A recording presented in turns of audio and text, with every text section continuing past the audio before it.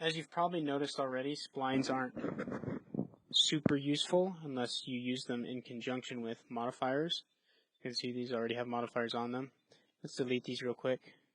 Show you some of the important modifiers that we use with splines in order to create solid objects. So say you want to create a vase. There's not really a standard primitive for that unless it's an exact teapot, like that, but that doesn't really count. Say we wanted to create a vase with a unique profile.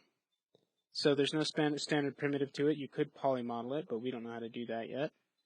But what you can do is take a spline and make kind of a section cut of that vase that you want to make.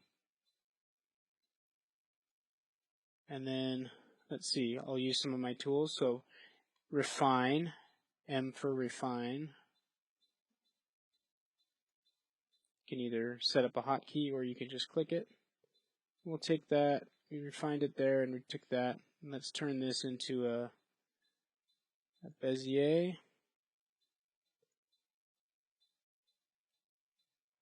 And then we'll take these handles, these are called handles, and we'll adjust that curve so that it's nice and smooth like that maybe. Okay, so we have kind of the profile of our vase. Another important tool with splines that I didn't show you in the last video and probably should have. If you select an entire spline, and if you're in spline mode, then you can go to outline here. And if you click on that, you can either type in an exact measurement for how much you want to outline, or you can just click and drag, and you can see how that kind of gives that line a thickness. Now, the modifier we want to use, and actually this vase isn't even going to hold water the way I've made it, but it'll show us the point I'm trying to make. So if we go out of this subobject mode now, let's just select that line and go into the modifier list here, the modifier stack. Now the modifier I want to show you is lathe. You'll see what that does. It kind of rotates that profile around a certain point. Again, we want to get in and adjust this modifier. So if you hit the plus and go into the subobject selection here, now what we're doing is adjusting that axis, adjusting the axis that was rotating around. So you'll see as I drag it, now you can kind of see our vase. So as you bring the axis further and further out, it gets a wider and wider lathe. If you bring it in tight like this, it kind of creates a nice little vase. So that's one important tool that you'll use regularly for any kind of shape that's similar to that.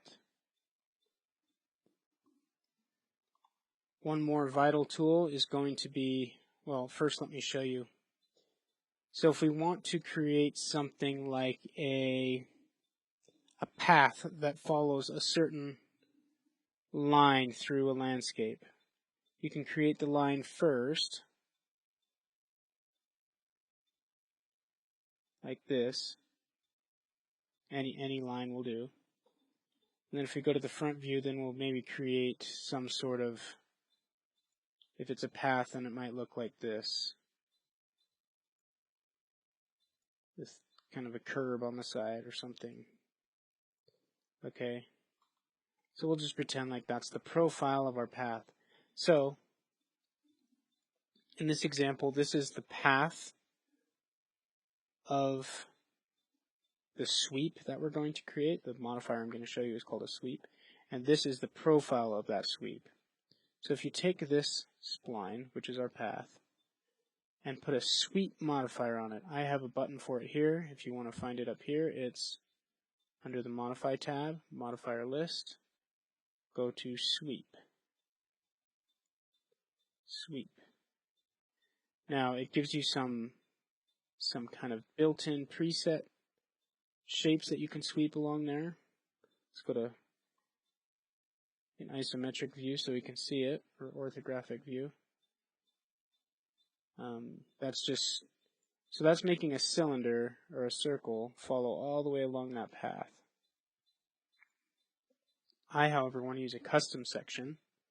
And then you can go to pick and say, pick my little sidewalk here. And there you go. You've made a little path. It's kind of reversed there a little bit. Fix that by flipping the normals over, just like that. There we go. Okay, so that's the sweep modifier, another very important modifier when you're creating buildings or architectural visualization of any kind, and really modeling all sorts of different things. Sweep is really handy. The final modifier I want to show you one more time, because I've already showed you before, is extrude, because you will use that over and over again. Remember that, man, why is everything coming out backwards here?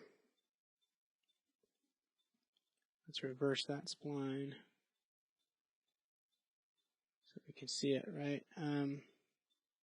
Okay, so if you extrude with an open spline,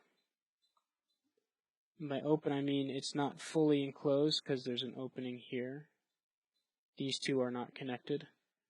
So you see, if you extrude like that, then it won't be a solid object. It'll be more like several planes that are connecting to each other.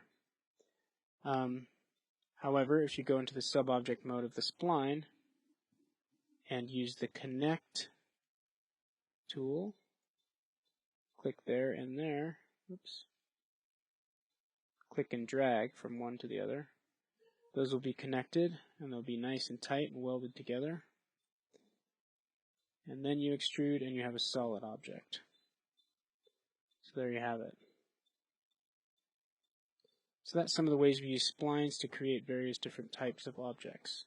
Now think about all the different modeling tools I've showed you so far, and we'll learn more. But think about those and think about how they would apply to creating specific items that you might want to visualize. Because you'll use all these different tools in conjunction with each other to create. I mean, if you use all these tools together, you can pretty much create anything you can imagine in 3D.